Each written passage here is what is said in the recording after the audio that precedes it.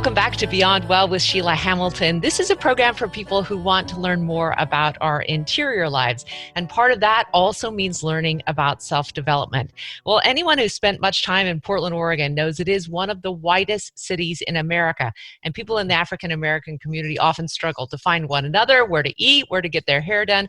But Jamaal and Cristina Lane saw this need and opened 2 successful barbershops, as well as a barber institute.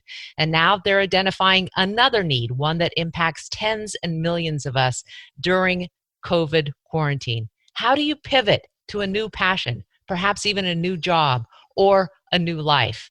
Be Great University is the Lane's answer to this conundrum, and they are joining us here today. Hello, you two. It is so great to talk with you. Oh, thanks for having us. Yeah, can I get just a little bit of background on when you moved to Portland and why you decided to open up the barbershops? Well, we moved here when we were born. You're both locals, huh? We are both natives of Northeast Portland. It's been a day one thing for us. Oh my gosh. You have lived there during the 90s when I moved to Portland, Oregon, during gentrification. How have you seen that community change just in the time that you've lived and prospered there? It's been an amazing change, ongoing change. I've grown up and seen it all. Was born right in the heart of Northeast Portland. And just kind of watched things, like you said, the 90s. The 90s was quite a trying time for our community. I mean, like a lot of Black communities across the country. But we kind of just watched a lot of our properties kind of dwindle away. The complexion of the community started to change a lot. Like you said, it's the whitest city in the country now, but our immediate Northeast Portland wasn't like that growing up. And so kind of watched that complexion change over time and watched the homes start to get torn down and be rebuilt. And, a lot of the buildings being torn down and being rebuilt. A lot of different businesses coming in as well. And so, gentrification has been quite the experience. For some ways it's been good, for more ways it hasn't been as good, but it is what it is, and we're working through it. I want you also to join in on this, Christina. The barbershop has such an extraordinary history in Black communities where it's not just a place to get your hair done, but it is the place to talk, to see your friends, to be able to socialize. And so how has COVID impacted your barbershops during this time? Have you been able to keep going? We were able to open back up a few months ago. We were mandated to close initially when the lockdown first was established. So that affected us with 4 storefronts. You have 4 stores now. Yeah. Oh my gosh, that's fantastic. We actually opened up a location in PSU area a month or so before COVID hit. And so like you and like me and like everybody else who's had to sort of sit and contemplate what our lives are going to be like in this new reality, what skills did you draw upon to be able to know that you were going to be okay because you had ingenuity, because you had the kind of work ethic that you both share, and because you had the imagination to be able to see yourself in a new role? I think it's really just following a deep knowing. It's been ingrained in us since we can recall. We have this mindset and we call it Beneo. Broke is not an option, which from hearing a little bit about your story, I imagine you can resonate as well. So we get these life experiences and it's unacceptable for them to dictate how our life is going to turn out. We really want to take that leadership role to curate the world that we need in order to thrive. So I'm always fascinated because sometimes I talk to people like yourself and I think, okay, you probably don't have a PhD in psychology and you haven't been through massive amounts of therapy. So where does one begin to learn these skills? Is it a religious grounding? Is it just the way you were raised? Talk to me about it. I think it's a melting pot of everything. For me, I can only speak for myself. I dropped out of high school, actually. I really didn't want to be a part of these systems that weren't in it for me. And that was the real reason why I left following the masses. It was something that I never did. I always innately followed what was true for me, which always guided me to where I needed to be. Be Great University, to me, I was so excited when I learned about this because I truly believe that you don't have to have a PhD to be able to help people with the kind of skills that they need to be able to lead better lives. That's one of the reasons I started this podcast, is that I think just as human beings, we can share what we've all learned and share storytelling to be able to help one another.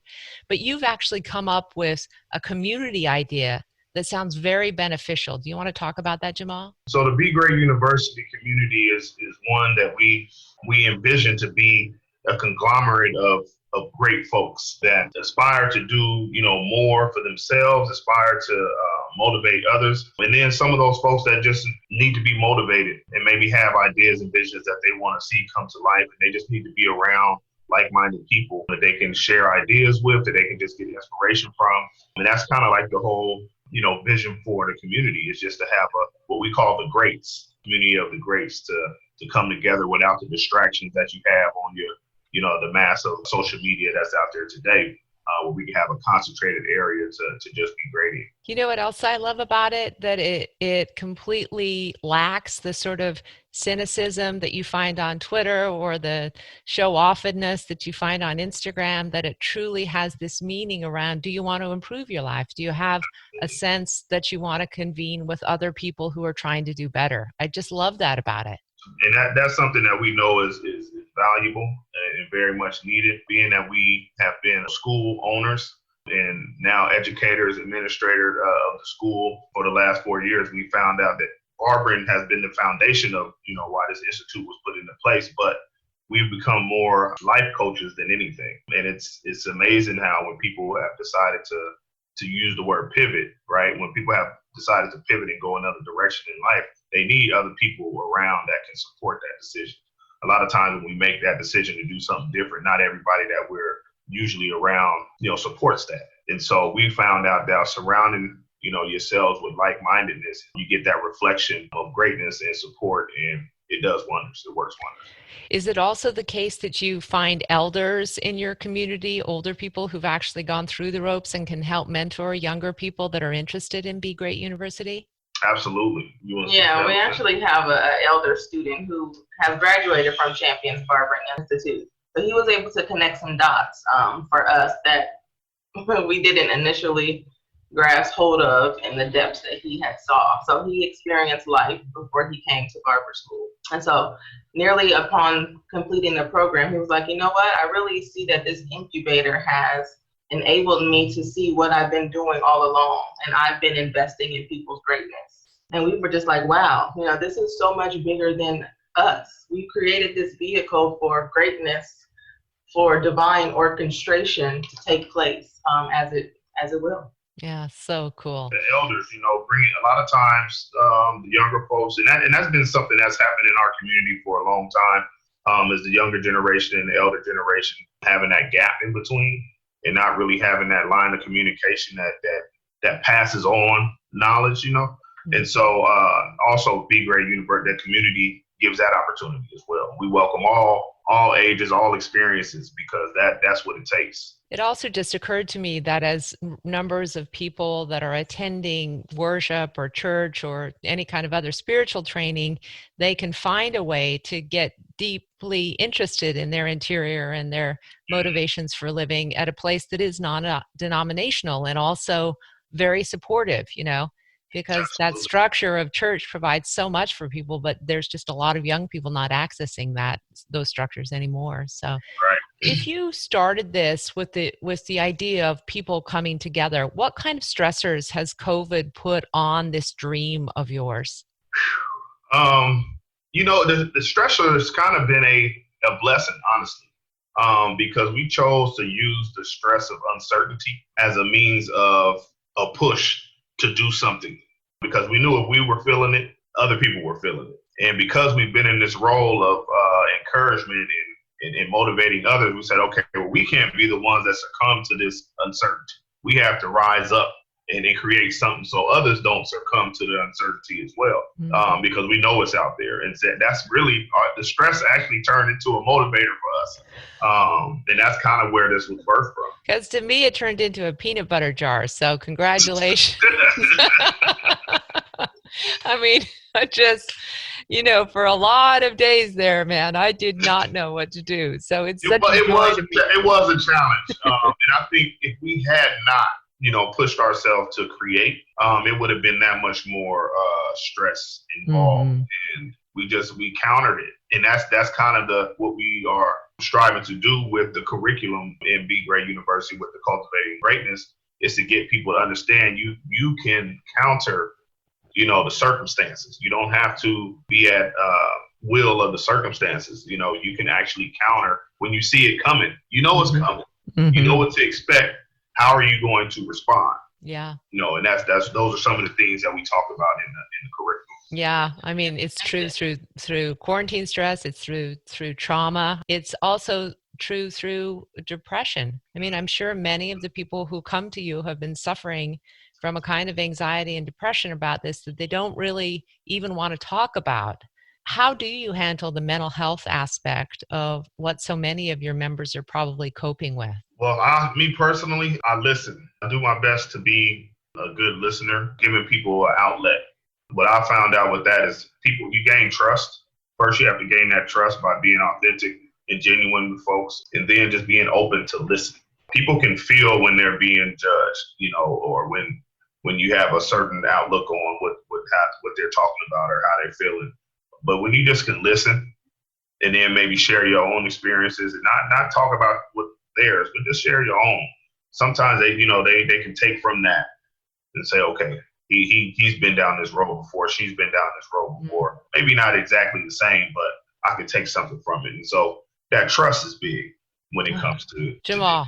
You just saying my language. I mean, there's so many recent studies talking about the power of this kind of peer listening, this active listening, that's as effective as getting in to see a psychiatrist in so many ways, because people do feel just the relief of having shared honestly what it is they're going through and some of their challenges. And until you kind of put those on the table, you can't achieve the greatness that you and Christina are talking about, right? That's true.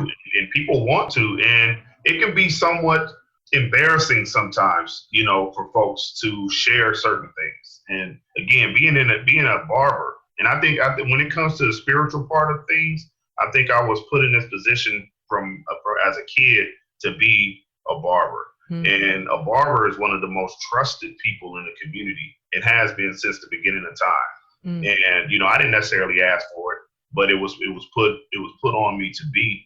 And through that, I've learned what that listening does. When all the years of being behind the chair, just being able to listen, and people, reveal things that they wouldn't reveal to some of the closest people to them for fear of judgment, or embarrassment or whatever the case may be. And so we're just at another level of it. Yeah.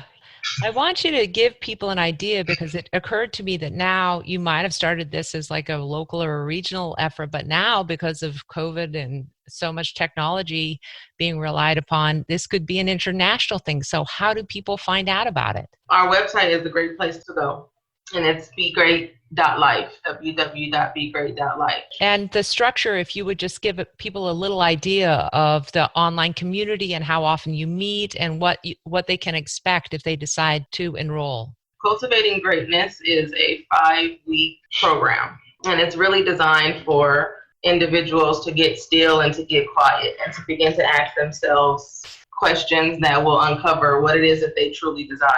I think now this moment in time has made us choose what's essential and what's not essential.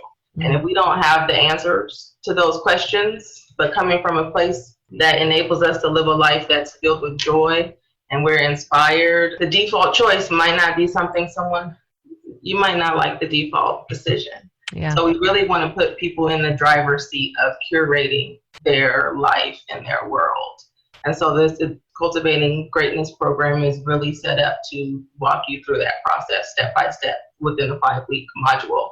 I was just going to add to that some of the things that fall in the program or that are part of the program. You reassess your values. Reassessing your values is one thing. Understanding what self-actualization is another. Understanding how to actually cultivate a vision for your life. A lot of people that we just go through life kind of take what it gives us, but understanding that you can create it, and then from there, constructing a plan to execute. Those are some of the things that, are in the program. And again, people just don't take the time to do these things. We found out working with our students how how valuable that could be. So that's awesome. Is there a difference in the way this curriculum would run? Because most of your participants are Black, correct? no, actually, Really? I thought that this was a community for African Americans. oh no, of course we want to target the African American community. I mean, we definitely want to reach out to the Black community because we understand the value of this. And you have a lot of people who have joined the community that just like the way that you're looking at the world and looking at their problems and helping them succeed. That's true. One of the things that I always have a deep, deep interest in how we can heal the racial divide in this country, and also how we can elevate Black voices, which I think have been not elevated in the past few decades. If there was one thing that me right now as a white ally could do, what advice would you give us? Seek to be solution oriented. There's a lot of systemic structures, systemic systems that are put in place to keep our people in particular stifled and down and not operating in our personal power. It's time for that to be reversed. We're sick and tired of having to be placed in that environment. Yeah. So collectively, there's a lot of questions that will arise with what's the solution and how can we make change. So anything that's action oriented and that's going to end out with a result is what I would say we need to focus on collectively and as an ally. And that's a great question to ask. Thank you. Yeah, thanks. I never miss an opportunity to have this conversation with people who are deep thinkers and do want to change the world for better. Jamaal, you have any thoughts on that? Yeah, I agree with Ms. Lane. I would just add for you to have those conversations with the other allies or those that may not necessarily be allies currently or don't know where they stand, having those conversations and asking those tough questions so they can understand what's really needs to be done. A lot of people are just too quiet. So having those tough conversations with the people that you hold dear to you and those that you are around, let that be one of the conversations you have. I'll tell you, if anybody asks me how you can begin the conversation and begin to develop the language and the sort of self-possessing skills like you two have, I'm going to send them to Be Great University. Part of it is giving people the words for how to communicate, right? The words for self-expression, the word for self-identifying, and the words for how you do actually reach out to a human being. So I love that you're doing what you're doing. Appreciate that. And I would just add, the fact that you reached out and wanted to have us be a part of your voice that you have, your platform that you have. I want to say thank you for that as well. Because when it comes down to it, it's all a choice, and you didn't have to choose to do it. Just like we didn't have to choose to put Be Great University together, but we were drawn to it. You were drawn to our story. And so what I would ask too is that we could continue to communicate, because I feel like you have a special, gift and to share as well. And we would love to continue to communicate and see how we could be a part of that. I absolutely say yes. Yes, done. Jamaal, I'd be so remiss if not to ask you what the current haircut is during COVID. I would call it the comeback cut. Okay, what does it look? The comeback cut, man, is basically whatever cut you had 4 months ago before you had to be quarantined in the house. A lot of people been looking real caveman-ish. After not getting a haircut for 4 or 5 months. So I'll give it a new name. It's called the comeback. That's hilarious. And I have such fond and almost passionate memories of the years growing up seeing people's beautiful fros. Do you think that the fro will ever come back? It's back already. Is it? I've been seeing a whole lot of fros, or what we call naturals. Yeah, and by default, it's back. But yeah. Well, maybe shoot. I was going to say if it was intentional, we could keep it, right? It's actually back, but it's been back. Actually, the young folks have been wearing the natural here for the last 2-3 years. Just a little bit different than what it was back in the 70s, but it's definitely the natural. So it's been back, actually. I'll tell you, I would love to just someday come over to the barbershop when all this COVID stuff is over and just be a fly on the wall for the amazing conversations I'm sure you have with your friends and community. It's been such an amazing pleasure to talk with you two, and I wish you so much success, even more success than you already have, because you really deserve it. appreciate that. We wish you the same and look forward to you coming to the shop. So take good care. If you're listening on Apple or Google or Libsyn or here on our website, we would love for you to give us a thumbs up in your review. We also would just want to thank our sponsors, which you can find at our homepage, and hope that you continue to make it a great day.